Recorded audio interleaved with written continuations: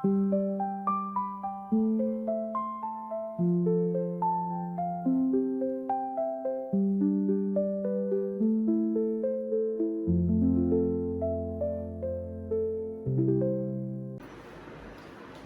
స్తోత్రం. హల్లెలూయా. ఈ నామముల కన్నా పై నామము యేసు నామమును మాట్లాడుకుందాం. మన యొక్క దేవుని నామము అన్ని నామముల కన్నా పై నామము. దేవునికి స్తోత్రం. హల్లెలూయా. అన్ని నామముల కన్నా పై నామము యేసుని నామము. ఎన్ని తరములకైనా కనపరచదగినది యేసు నామము.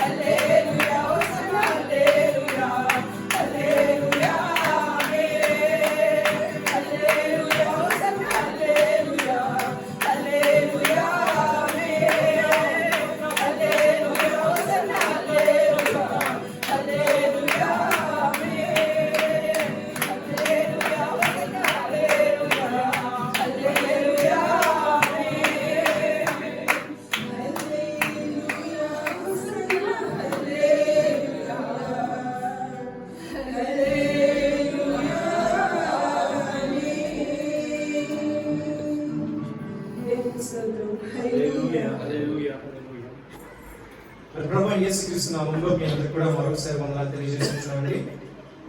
మరి మనమందరం కూడా ఆగస్టు నెల 2వ వారంలో ఉన్నాం. మరి ఆగస్టు నెలలో దేవుడు ఇచ్చిన వాగ్దానాన్ని మరొకసారి జ్ఞాపకం చేసుకుందాం.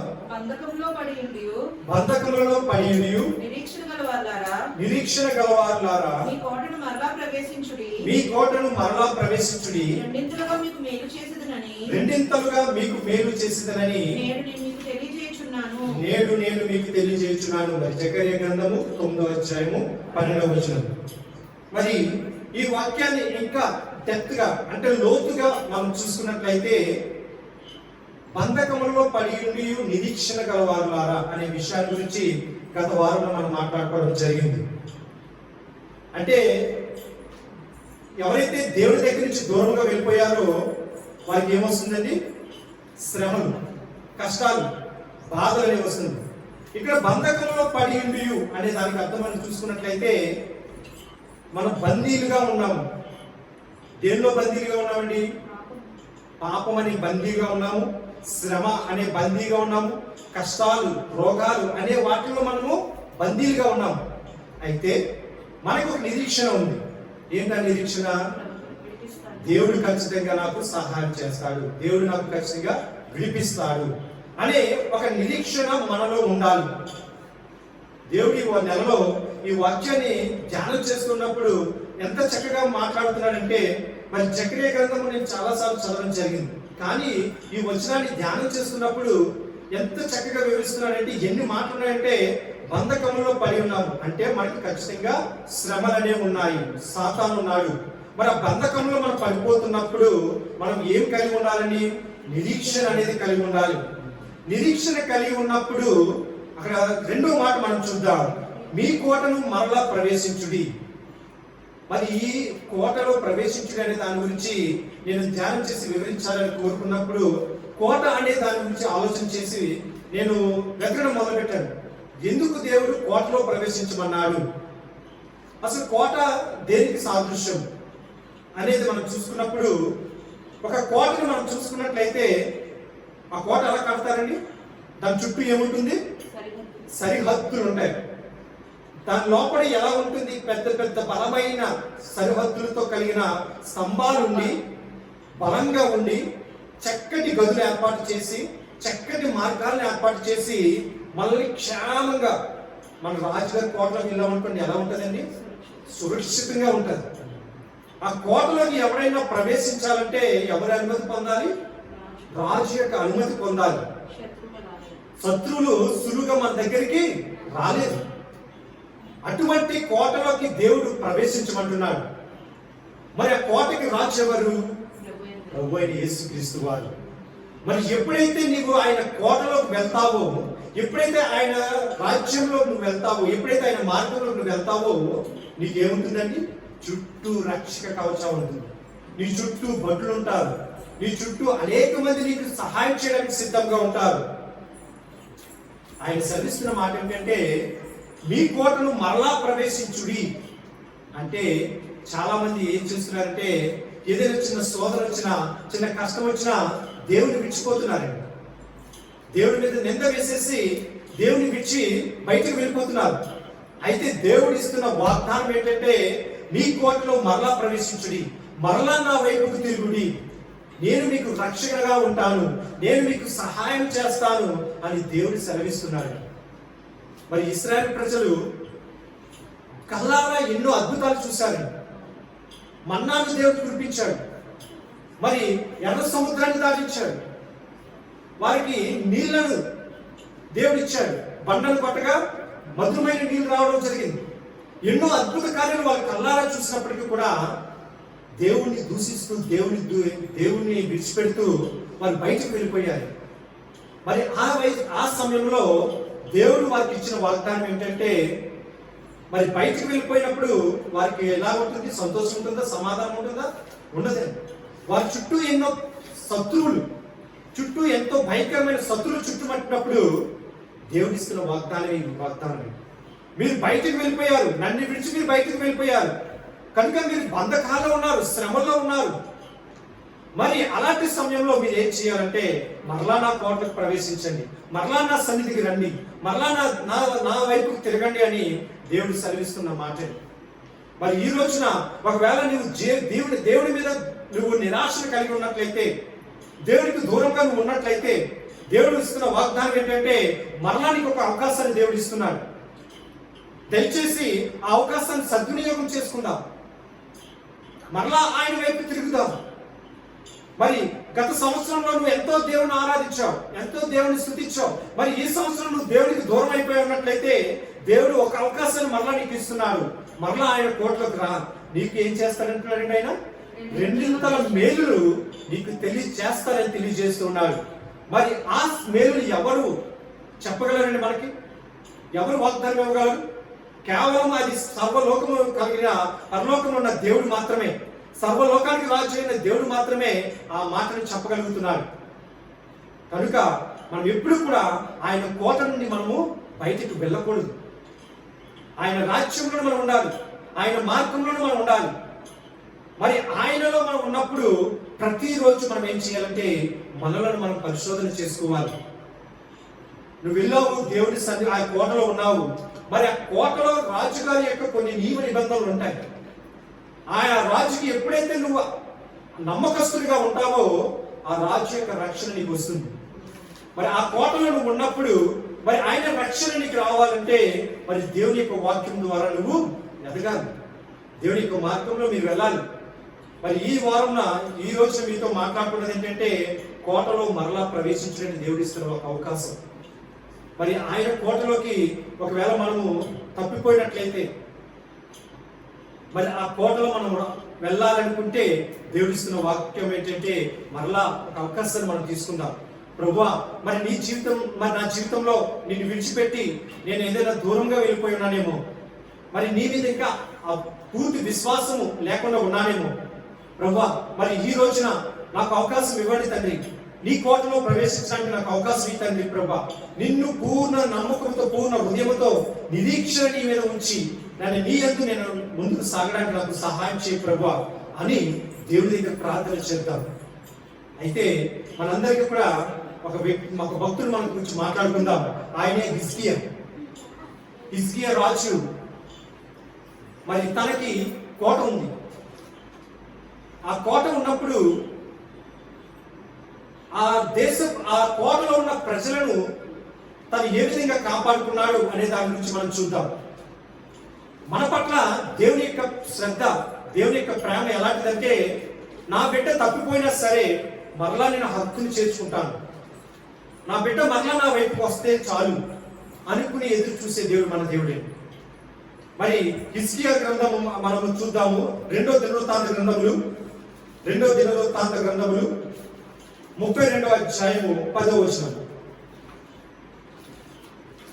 రెండో దినవృత్తాంత గ్రంథములు 32వ అధ్యాయము 10వ వచనం. సేవకులను పంపి ఇలాగ కట్టడి చేయించెను. 10వ వచనం అండి, 10వ వచనం 32:10. రెండో దినవృత్తాంత గ్రంథములు 32:10. అష్షూరు రాజైన సెన్హెరీబు సెలవిచ్చినదేమనగా, దేని నమ్మి మీరు ముట్టడి వేయబడి ఉన్న యెరూషలేములో నిలిచి ఉన్నారు. చూడండి, ఇక్కడ మనం జాగ్రత్తగా గమనించినట్లయితే శత్రువు ఎవరండి? అష్షూరు రాజు అయిన సెన్హెరీబు. ఈ సెన్హెరీబు అనే రాజు ఏం చేస్తున్నాడంటే యెరూషలేము చుట్టూ కాపు కాస్తాడండి. ఏం చేయడానికి? యెరూషలేములో ఉన్న ప్రజలందరినీ కూడా చంపేసి ఆ కోటను ఆక్రమించుకుందామని, ఆ రాజ్యాన్ని ఆక్రమించుకుందామని. అయితే వారు ఇక్కడ ధైర్యాన్ని కలిగి ఉన్నారు, ఒక నమ్మకాన్ని కలిగి ఉన్నారు. ఏంటంటే నేను ఏ కోటలో ఉన్నానో ఆ కోట యొక్క రాజు నన్ను కాపాడుతాడు, ఆ కోట యొక్క రాజు నన్ను రక్షిస్తాడు, ఆ కోట యొక్క రాజు నన్ను కాపాడుతాడు, ఆయన నాకు తోడుగా ఉన్నాడనే ఒక నమ్మకము, ధైర్యాన్ని వారు కలిగి ఉన్నారు.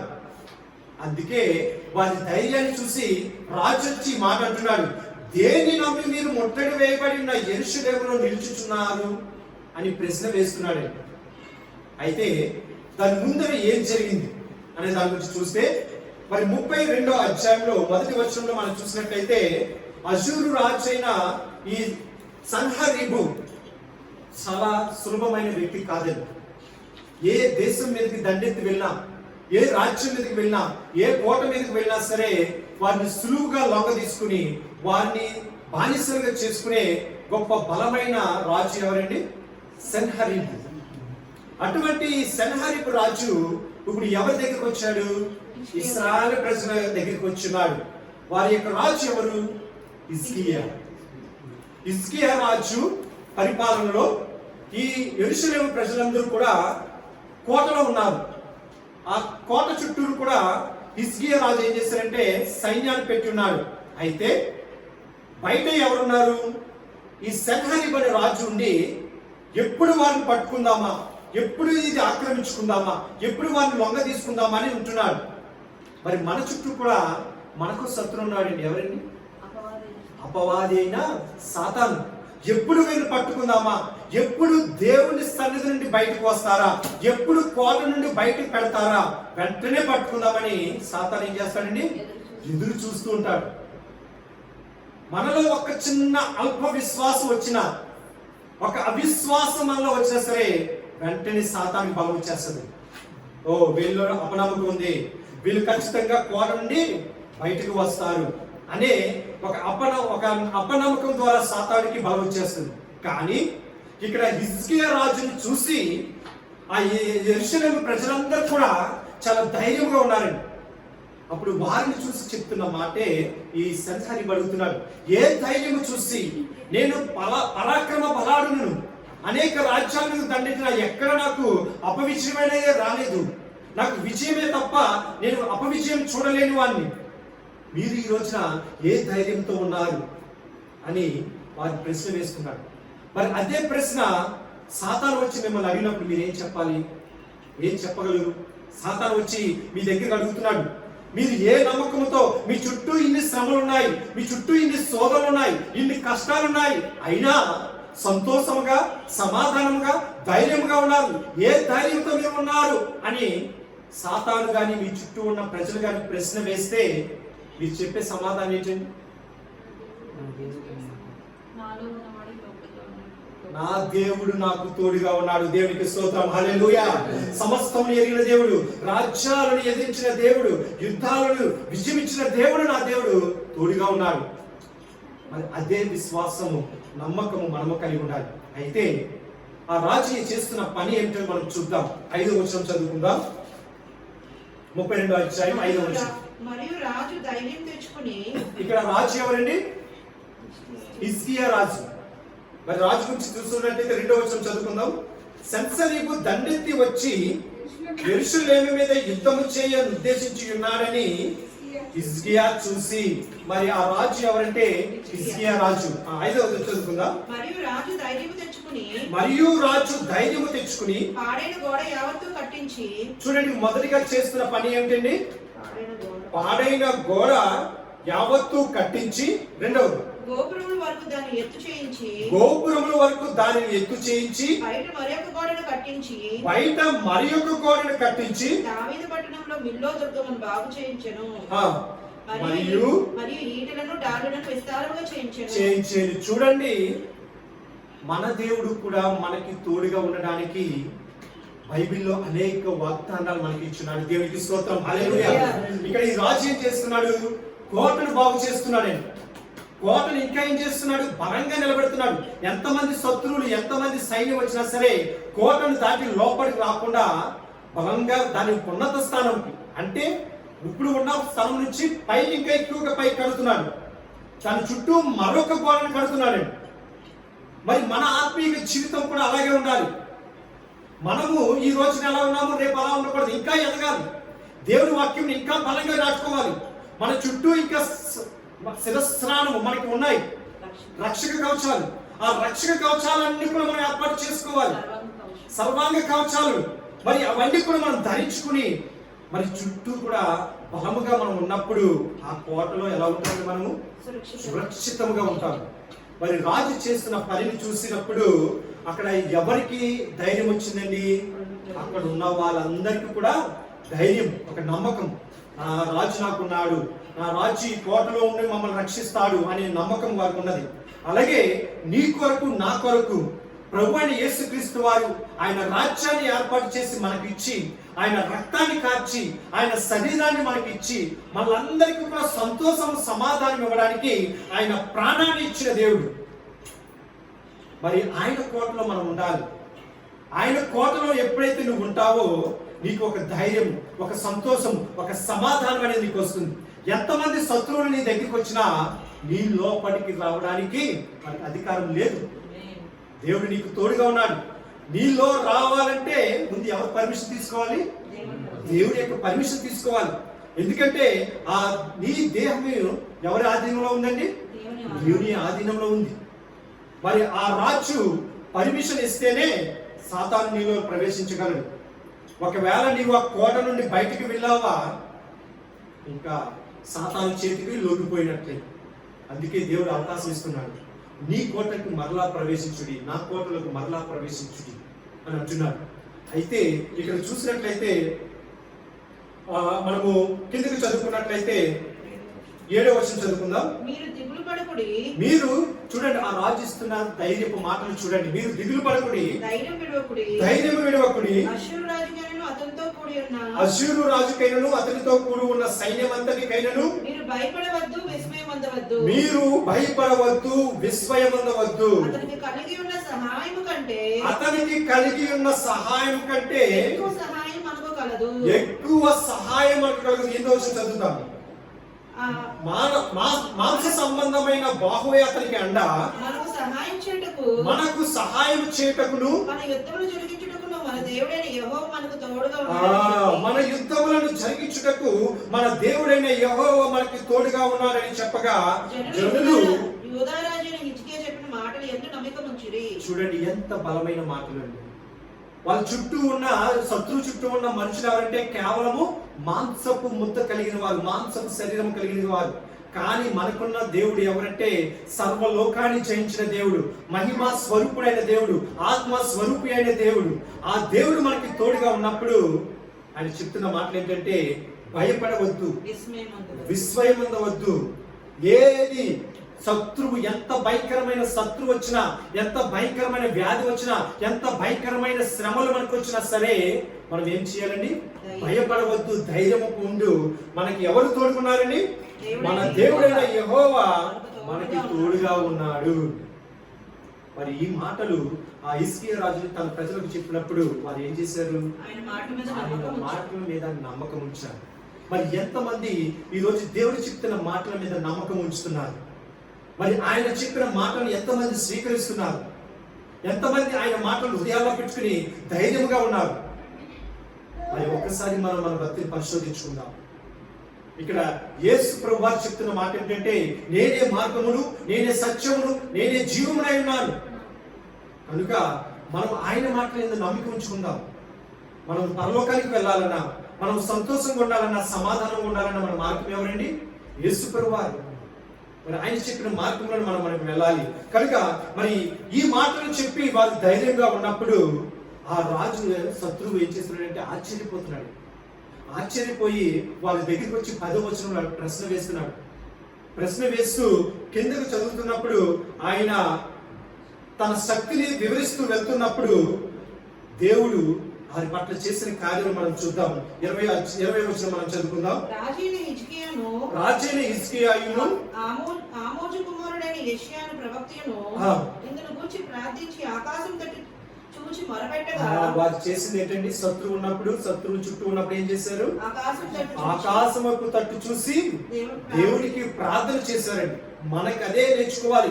మన చుట్టూ శ్రమలు ఉన్నప్పుడు, మన చుట్టూ శోధన ఉన్నప్పుడు, ఏ కష్టం ఉన్నా, ఏ బాధ ఉన్నా సరే నువ్వు కూర్చుని కన్నీరు వినడం కాదండి, ప్రార్థన చేయాలి. మొదటిగా ప్రభువా ఆకాశం వైపు నీ వైపు కన్నులెత్తి చూస్తున్నాను తండ్రి, నాకు సహాయం నువ్వే, నా కోట నువ్వే తండ్రి, ప్రభువా నా ఆశ్రయదుర్గం నీవే తండ్రి అని ఎప్పుడైతే నీవు ఆయన వైపు తిరిగి ప్రార్థన చేస్తావో మరి ఆయన చేసిన కార్యం కింద చూద్దాం. 21వ వచనం. యెహోవా ఒక దూతను పంపెను. యెహోవా ఒక దూతను పంపెను. అతడు అష్షూరు రాజు దండులోని చూడండి తన ఎంత వరకు విర్రవిగాడో, నా చుట్టూ బలార్థులు ఉన్నారు, నా చుట్టూ శత్రువులు ఉన్నారు, నాకు బలమైన వారు ఉన్నారు అని చెప్పినప్పటికి కూడా వారందరినీ కూడా దూత ఏం చేసిందండి? సేనా నాయకులను అధికారులను నాశనం చేయగా, మొత్తం అందరినీ నాశనం చేసేసిందండి. నాశనం చేయగా అశ్షూరు రాజు సిగ్గునందిన వాడై తన దేశమునకు తిరిగిపోయాను. చూడండి మరి ఇక్కడ అశ్షూరు రాజు ఎంత గర్వంగా వీళ్ళ మీదకి వచ్చాడో ఇక్కడ ఏమయ్యాడండి? సిగ్గుమంది పారిపోతున్నాడండి, వెనక్కి తిరిగిపోతున్నాడండి. మరి మన చుట్టూ ఉన్న ప్రజలు కానీ, మన చుట్టూ ఉన్న సమస్యలు కానీ, మన చుట్టూ ఉన్న రోగాలు కానీ ఎంత భయంకరమైనప్పటికీ కూడా చివరికి అవి ఏం చేయాలి? మనల్ని చూసి పారిపోవాలి.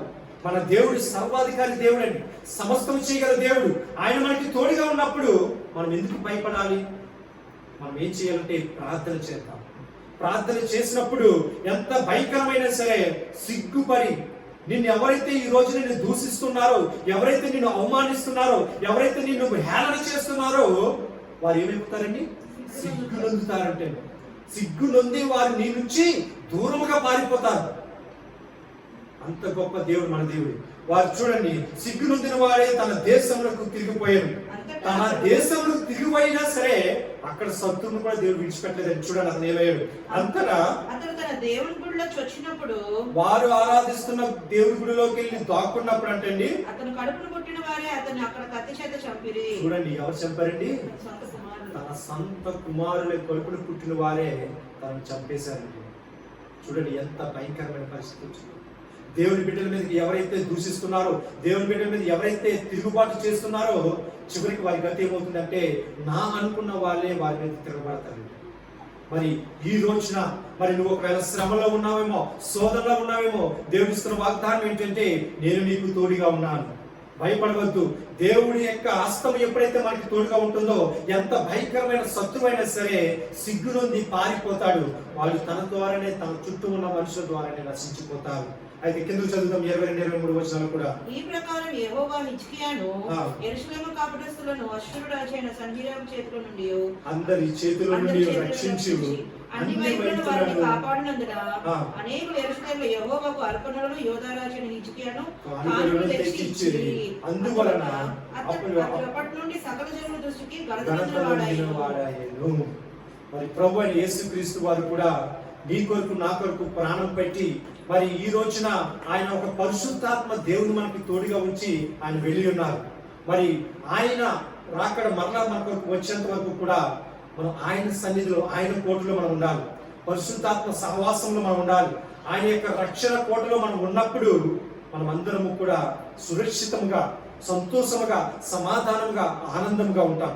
కనుక మనం అందరం ఏం చేయాలంటే ఆయన ప్రార్థన చేయాలి, ఆయన కోటలో ఉందాం. ఏ శ్రమ వచ్చినా సరే ఎప్పుడు కూడా ఒక దాని ఏమిటంటే అపనమ్మకం, అవిశ్వాసం అనేది నీ జీవితంలోకి రాకుండా, ప్రభువా ఇది నీ చిత్తం లేకుండా నా జీవితంలోకి రాదు, మరి దీని ద్వారా నువ్వు నాకు ఏది తెలియజేస్తున్నావని ప్రార్థన చేద్దాం. కన్నీరు విడిచి ప్రార్థన చేసి ప్రభువా నాకు సహాయం చేయ ప్రభువా అని చెప్పినప్పుడు ఆయన పరలోకం నుండి దూతలను మన కొరకు పంపిస్తారంటే ఆ దూతలు మనకు వచ్చి ఎవరైతే శత్రువులు ఉన్నారో, ఎవరైతే మనకి రోగాలు ఉన్నాయో, ఏ అయితే ఆర్థిక పరమైన ఇబ్బందులు, సమస్యలు ఉన్నాయో వాటిలన్నిటి నుంచి కూడా మనకి దేవుడు విజయాన్ని ఇస్తాడు.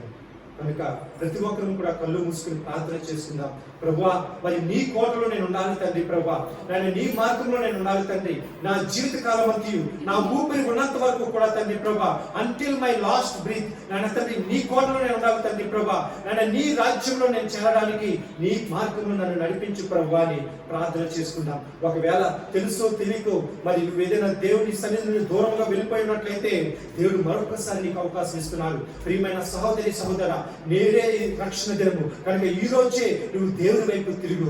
ఆయన వైపు తిరిగి ఆయన కోటను నువ్వు ప్రవేశించినప్పుడు రెండింతలుగా నీకు మేలు చేయడానికి ఆయన సిద్ధంగా ఉన్నారు. నీకు సహాయం చేయడానికి ఆయన నీకు బలమైన ఒక రాజ్యాన్ని నీకు ఏర్పాటు చేయబోతున్నాడు, బలమైన కోటను సిద్ధపరుస్తున్నాడు. ఆయన నీ చుట్టూ కూడా ఒక కంచెను వేయబోతున్నాడు. నీ చుట్టూ కూడా మరి ఆయన సమస్తం కలిగిన అవయవాలన్నీ కలిగిన రక్షణ కవచాన్ని ఇవ్వబోతున్నాడు. కనుక మనమందరము కూడా ప్రార్థన చేసుకుందాం. ప్రభువా, నా ఊపిరి ఉన్నంత వరకు కూడా నీ కోటలో నేను ఉండాలి తండ్రి. ప్రభువా, నేను నీ మార్గంలో నేను నడవాలి తండ్రి. నేను నీ మార్గంలో నన్ను నడిపించు ప్రభువా. నేను నీ సహాయం నాకు దయచే తండ్రి. ప్రభువా, నేను తండ్రి అశూరు రాజు నుండి, నేను తండ్రి ప్రభువా అశూరు రాజు అయిన సెన్సరిపుడు నుండి నన్ను ఎమ్మెల్యేగా నేను తండ్రి నన్ను యెరూషలేము ప్రజలను రక్షించావో, నన్ను హిజ్కియా ద్వారా నన్ను రక్షించావు తండ్రి. ప్రభువా, అలాగే నీ కోటలో మేము ఉండాలి తండ్రి. ప్రభువా, నీ రక్షణలో మేము ఉండాలి తండ్రి. మా చుట్టూ ఎన్ని సోదరులు, ఎన్ని శ్రమలు, ఎన్ని ఇబ్బందులు ఉన్నప్పటికీ కూడా తండ్రి ప్రభువా, వాటిని మేము విజయం పొందాలి తండ్రి. నేను నీవే మాకు సహాయం చేయ ప్రభువా అని ప్రతి ఒక్కరూ కూడా ప్రార్థన చేసుకుందాం. ప్రతి ఒక్కరూ ప్రార్థన చేసుకుందాం. ఓ, నువ్వు చుట్టూ ఉన్న శ్రమను చూసి భయపడవలసిన అవసరం లేదు. నీకున్న కష్టాలను చూసి భయపడవలసిన అవసరం లేదు. దేవుడు వాగ్దానం ఇస్తున్నాడు. ఓ ప్రియమైన సహోదరి సహోదరుడా, నువ్వు భయపడవద్దు, విస్మయమందవద్దు. అతనికి కలిగి ఉన్న సహాయం కంటే ఎక్కువ సహాయము దేవుడు మనకి ఇవ్వబోతున్నాడు. కనుక మనమందరం కూడా ప్రార్థన చేద్దాం. దేవా, నాకు తోడుగా ఉండు తండ్రి. ప్రభా, నాకు సహాయం చేయండి. ప్రభా, నీవున్నావు తండ్రి, నీవున్నావు అనే ధైర్యం నాకు దయచేయండి తండ్రి. ప్రభా అని ఒక నమ్మకంతో విశ్వాసంతో ప్రార్థన చేద్దాం. ప్రతి ఒక్కరు కూడా ప్రార్థన చేసుకుందాం. ఓ, నీ జీవితంలో ఏ కార్యాలు అయితే ఆగిపోయి ఉన్నాయో, ఏ పనులైతే అవి ముందుకు వెళ్ళడం లేదు, ఇప్పుడే యేసు నామములో ప్రార్థన చేయి. ఇప్పుడే విడుదల దయచేస్తాడు దేవుడు. ఇప్పుడే ఆయన దగ్గర విడుదల ఇవ్వబోతున్నాడు. కనుక నమ్మకంతో ప్రార్థన చేయి, విశ్వాసంతో ప్రార్థన చేయి. ఓ, నువ్వు చుట్టూ ఉన్న దేవుడు సమస్తము చేర్చిన దేవుడు. ఆయన అసాధ్యమైన దేవుడు, సమస్తము సాధ్యం చేసే దేవుడు. ఆయనకి అసాధ్యమైనది ఏది లేదు. కనుక సమస్తము సాధ్యపరిచే దేవుడు ఆయన. కనుక విశ్వాసంతో నమ్మకంతో ప్రార్థన చేయి. ఓ బిడ్డ, ఇప్పుడే నువ్వు కార్యములు చూడబోతున్నావు. నమ్మకంతో ప్రార్థన చేయి. నా దేవుడు గొప్ప దేవుడు. ఓ, ఎంత భయంకరమైన శత్రువు నా చుట్టూ ఉన్నప్పటికీ కూడా నాకు సహాయం చేయడానికి ఆయన తన దూతలు నా కొరకు పంపించబోతున్నాడు. నాకు విజయం ఇవ్వబోతున్నాడు. నాకు రక్షిస్తాడు అనే విశ్వాసంతో ప్రార్థన చేద్దాం. ప్రతి ఒక్కరు కూడా ప్రార్థన చేద్దాం. ప్రతి ఒక్కరు ప్రార్థన చేద్దాం. ప్రతి ఒక్కరు కూడా ప్రార్థన చేస్తున్నప్పుడు మన మధ్య మేలు శిష్యుగా ప్రార్థన చేయాలని కోరుకుంటున్నాను.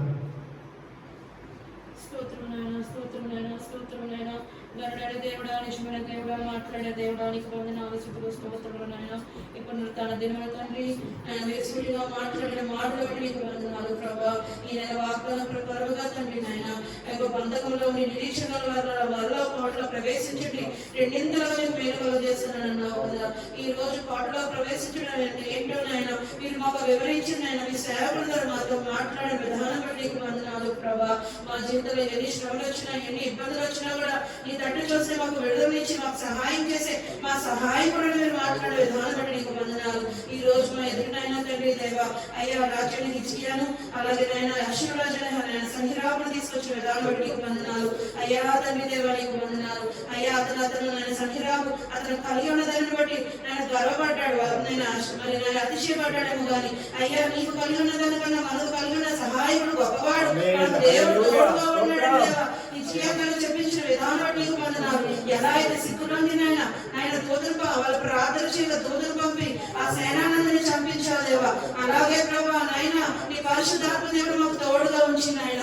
అయ్యా మాకు ఎప్పుడు కూడా మాకు విజయాన్ని ఇస్తున్నందుకు నీకు వందనాలు. మా ముఖమును సిగ్గుపడలేకుండా కాపాడుతున్నందుకు నీకు వందనాలు. మాకు విజయాన్ని ఇస్తున్నందుకు నీకు వందనాలు. నీ కోటలో నుంచి మేము బయటకు వెళ్ళకూడదు ప్రభా నాయన. అయ్యా తండ్రి నాయన నీకు మాకు తోడుగా ఉండి నాయన అయ్యా ఆ కోటలో నాయన మమ్మల్ని సురక్షితంగా ఉచితంగా నమ్ముచున్నాము ప్రభా నాయన తండ్రి దేవా.